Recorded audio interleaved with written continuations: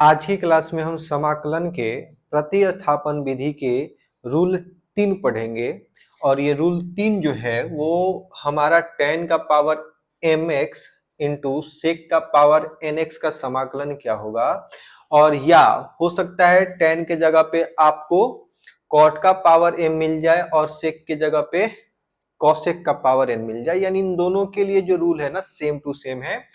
जहां रूल में हमने tan लिखा हुआ है आप वहां पर cot लिख लोगे और जहां पर sec लिखा हुआ है वहां पर cosec लिख लोगे तो काम चल जाएगा। कहने का मतलब यह है जैसे कि पहला रूल क्या है ना, स्थिति 1 जो है कि यदि sec x का घात धनात्मक संपूर्णांक हो तो t बराबर tan x मान लेना है ना। कहने का मतलब sec x का घात धनात्मक संपूर्णांक कहने का मतलब जैसे कि पावर 2 हो, 4 हो, 6 हो या 8 हो, इसी तरीके से हो तो हमें t बराबर tan x मान करके काम चलाना है। हाँ, ये था इसके लिए। लेकिन अगर हम इस पर बात करें तो यहाँ पर समझ ये लेना है कि यहाँ पर अगर हमें cosec x का पावर धनात्मक संपूर्णांक हो तो t बराबर cot x मान लेना है ना, तो ये इस पर काम कर जाएगा। यानी कि जहां इस नियम में हमने sec लिखा है वहां पर आप cosec लिख देना और जहां पर हमने tan लिखा है वहां पर cot लिख देना, तो आपको इसके लिए रूल बनेगा, है ना।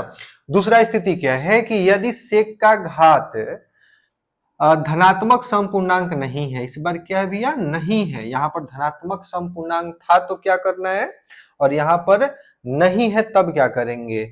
नहीं हो तो इस स्थिति में tan का घात देखें, जब sec का पावर धनात्मक संपूर्णांक नहीं होगा तो उस स्थिति में अपने को tan के पावर के पास जाना है, चेक करना है।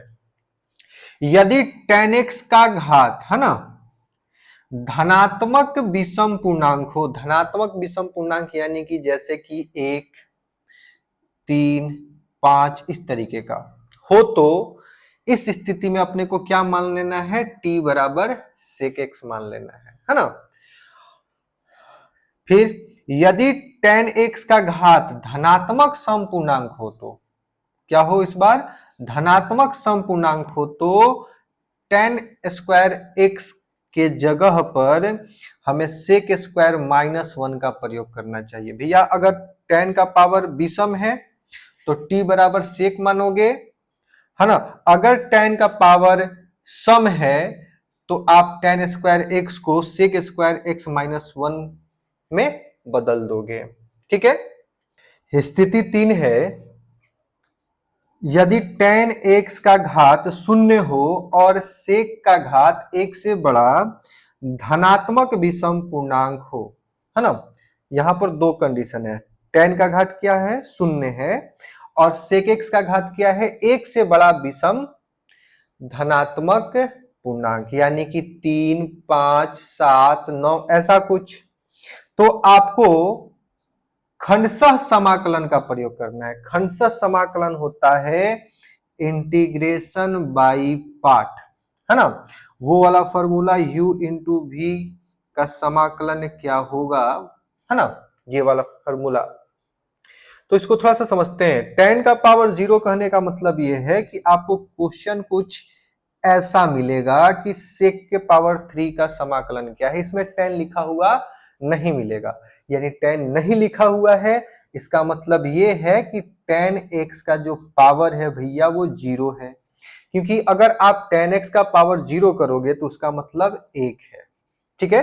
तो सीधा सीधी बात बोला जाए तो अगर sec x का पावर 1 से बड़ा धनात्मक विषम पूर्णांक है तो हमें खंडशः समाकलन का प्रयोग करना होगा, यानी कि इंटीग्रेशन बाई पार्ट का प्रयोग करना होगा। तो शुरू करते हैं आज का क्लास इन सभी नियमों पर आधारित प्रश्नों के साथ। तो पहला प्रश्न है अपना, tan का power n into sec square x का समाकलन क्या होगा। तो नियम के अनुसार कि जब sec का पावर जो है sec x का पावर 1 के धनात्मक विषम पूर्णांक हो तो हमें t बराबर 10 मानना होता है। तो हम क्या करते हैं, मान लेते हैं t बराबर 10x और इसका x के सापेक्ष अवकलन निकाल देते हैं और 10 का जो अवकलन होता है वो होता है sec स्क्वायर x। ठीक है, तो अपना जो प्रश्न हो जाएगा वो हो जाएगा t का पावर n, इसको है ना, 10 को क्या लिखेंगे, t का पावर n, क्योंकि हमने 10 को t मान रखा है।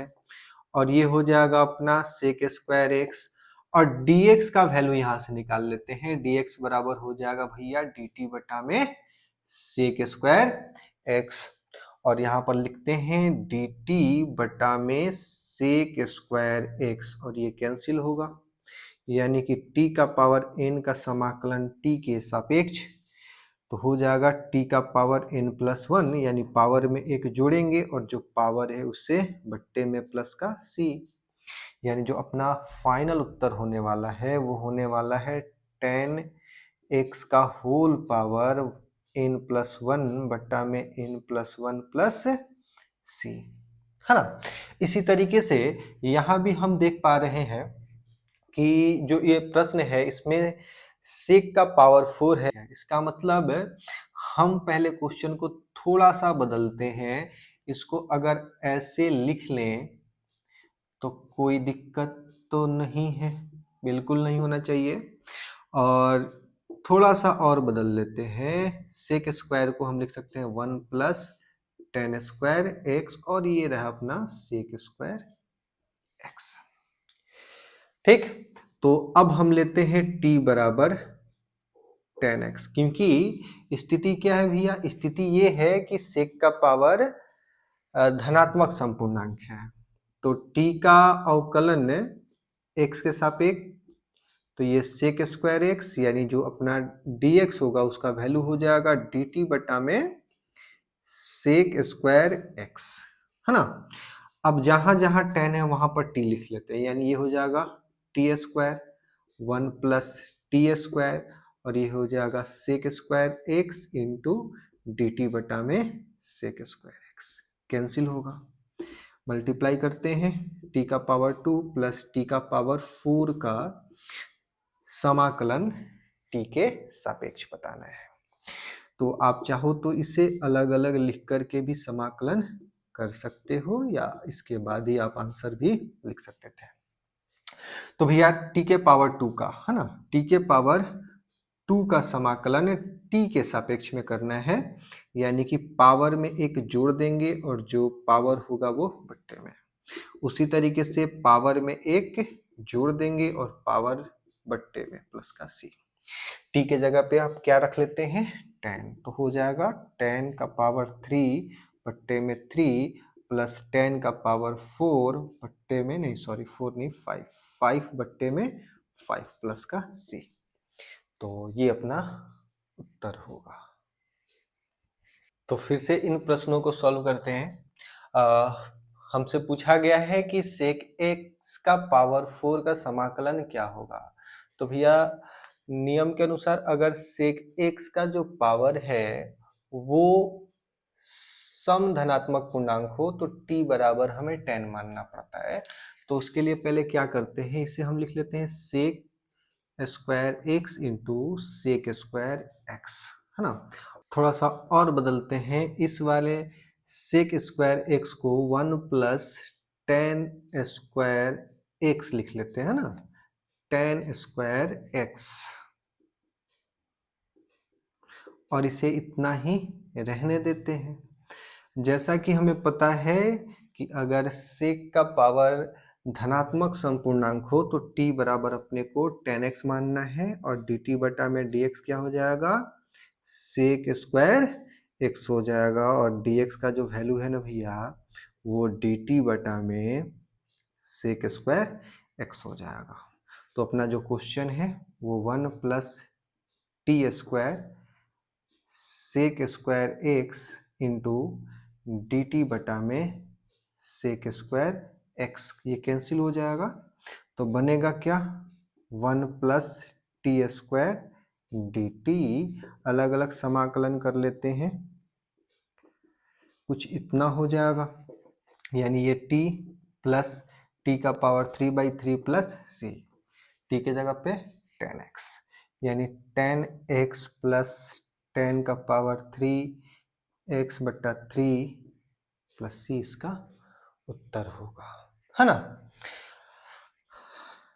यहां पर आते हैं, यहां पर ऐसा मान के चलते हैं कि इसके साथ गुना में तो 1 होगा, और गुना में 1 होगा तो ऐसा समझते हैं कि ये sec x का पावर 0 है, और नियम के अनुसार जब sec का पावर धनात्मक समपूर्णांक नहीं हो तो हमें tan के पावर को देखना होता है, और अगर tan का पावर एक विषम धनात्मक पूर्णांक हो तो t बराबर हमें sec मानना होता है। तो उससे पहले ऐसा कर लेते हैं कि इसे tan x into sec x बटा में sec x लिख लेते हैं, है ना, ताकि कैंसिल होकर फिर से ये tan x आ जाए।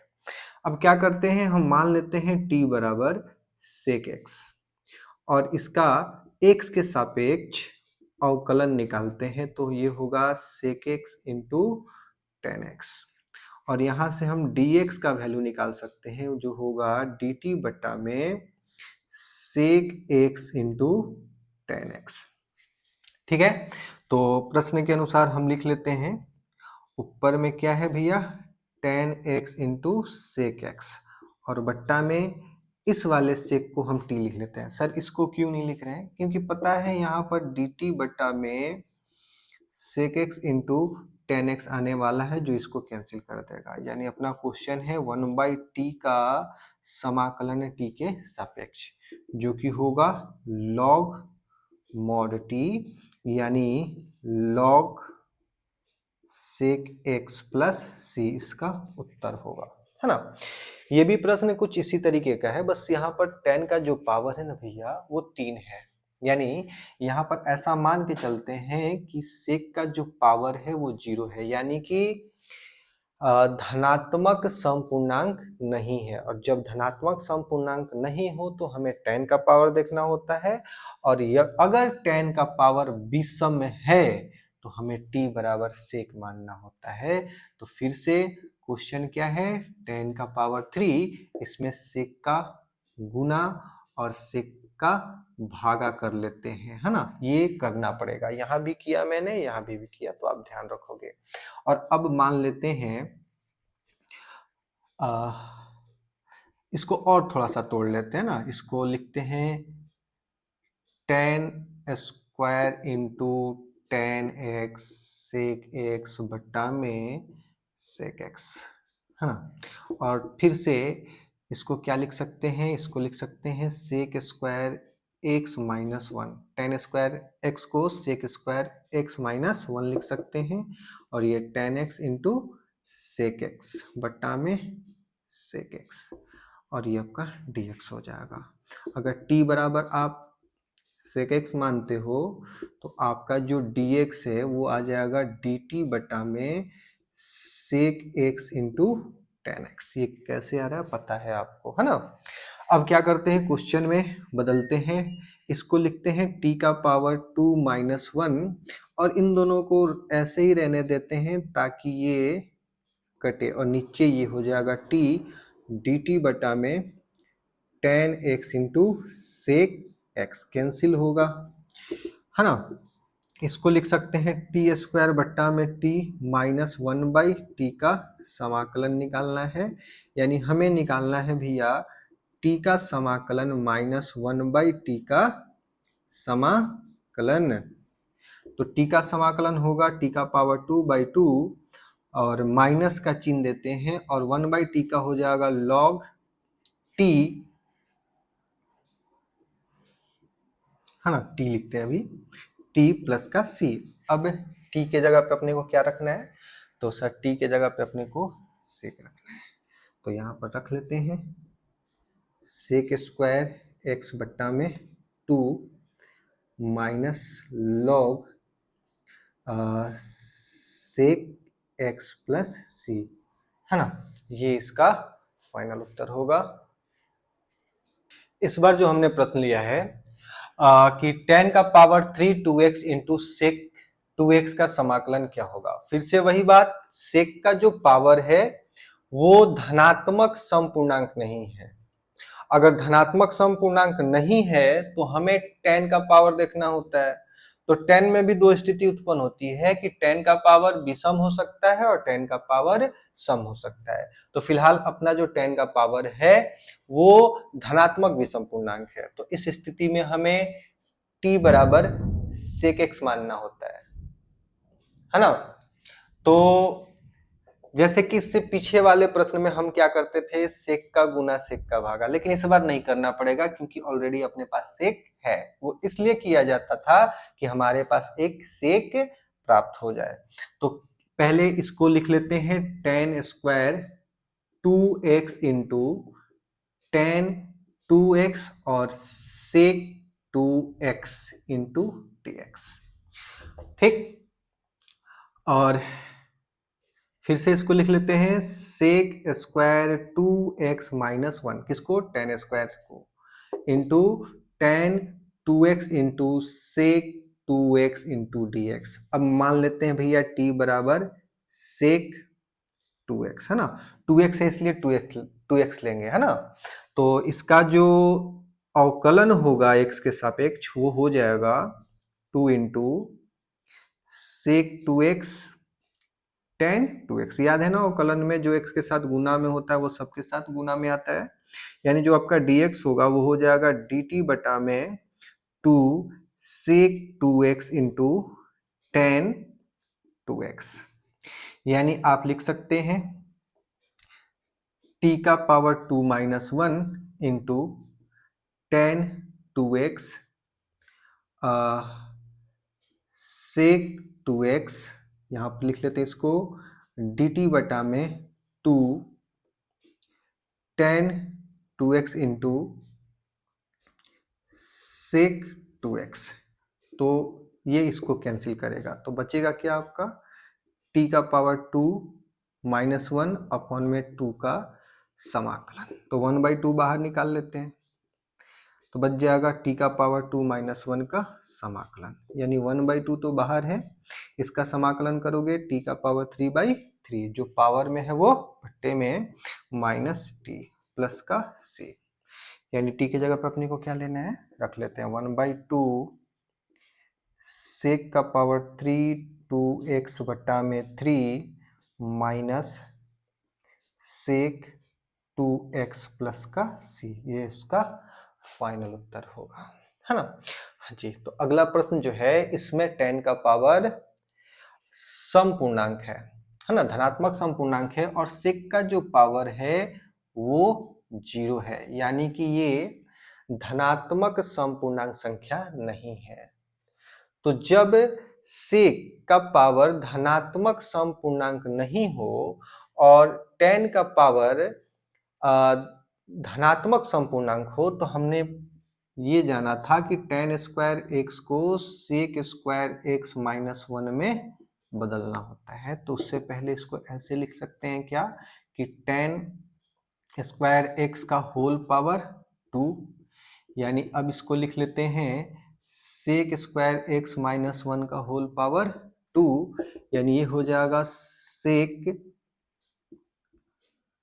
का power 4x minus 2 sec square x plus 1 का समाकलन। तो हम इसे लिख सकते हैं सेक का पावर 4x का समाकलन अलग, माइनस 2 सेक स्क्वायर एक्स का समाकलन प्लस 1 का समाकलन, है ना। और इसका समाकलन हमने पीछे किया हुआ है, जो आया था टेन स्क्वायर एक्स बटा में 3 प्लस 10x और भैया माइनस 2, है ना। इसका समाकलन मैंने पीछे किया हुआ है, उसको मैंने लिख दिया ना। और माइनस 2 सेक का होता है सर 10x और इसका हो जाएगा x, यानी अपना जो फाइनल उत्तर है 10 का पावर 3x बट्टा में 3 minus 10x plus x plus का c, फाइनल उत्तर होगा इसका। एक और प्रश्न है, कॉसेक का पावर 4 इंटू कॉट का पावर 2 का समाकलन क्या होगा। जैसे कि सेक और टेन का रूल था उसी तरीके से कॉसेक और कॉट का रूल होता है। पहले चेक करते हैं कि कॉसेक का पावर कितना है। सर कॉसेक का जो पावर है ना वो 4 है, और 4 जो है वो पॉजिटिव इवन इंटीजर है। अगर पॉजिटिव इवन इंटीजर है तो हमें t बराबर कॉट लेना होगा। सेक वाले केस में हम 10 लेते थे और कॉसेक वाले केस में हम कॉट लेंगे। उससे पहले अपने को कुछ कर लेना चाहिए, क्या कि हम इसको लिख लेते हैं cosec square x into cosec square x, और ये हो जाएगा कॉट स्क्वायर एक्स। और एक को बदल देते हैं, इसको रहने देते हैं कॉसेक स्क्वायर एक्स और इसको बदल देते हैं 1 प्लस कॉट स्क्वायर एक्स में, और बाहर पहले से एक कॉट स्क्वायर है। अब मानते हैं t बराबर कॉट एक्स और इसका हम अवकलन कर लेंगे x के सापेक्ष। कॉट का जो अवकलन होता है वो होता है माइनस कॉसेक स्क्वायर एक्स, यानी कि dx का जो वैल्यू होगा वो होगा dt बटा में माइनस कॉसेक स्क्वायर एक्स। यानी अब जो अपना क्वेश्चन है भैया वो है cosec square x 1 plus t square cot के लिए इंटू टी स्क्वायर, और dx के लिए लिखते हैं माइनस कॉसेक स्क्वायर एक्स, जो कि कैंसिल होगा, माइनस बाहर है, ये वाला माइनस को हम बाहर लिख लेते हैं। टी स्क्वायर का गुना 1 से करेंगे तो टी स्क्वायर, और टी स्क्वायर से करेंगे तो टी का पावर 4, है ना। माइनस बाहर रहेगा, करते हैं भैया समाकलन। पावर में एक जोड़ दो, बट्टे में पावर लिखो, फिर से पावर में एक जोड़ दो और जो पावर है उससे बट्टे में लिखो प्लस का सी, यानी टी के जगह पे अपने को कितना पुट करना है कॉट एक्स। तो अपना जो उत्तर होने वाला है वो होगा माइनस कॉट का पावर 3x बट्टा में 3 माइनस कॉट का पावर 5x बट्टा में 5 प्लस का c, है ना। ये यानी कि जिस तरीके से हमने सेक और टेन का क्वेश्चन किया है ठीक उसी तरीके से उसी नियम पर कॉसेक और कॉट का क्वेश्चन करेंगे। तो आज के लिए इतना ही। ए भाई तनी सब्सक्राइब कराना दी, साथे साथे लाइक और कमेंट भी कर दी और घंटी वाला बटन दबा देम।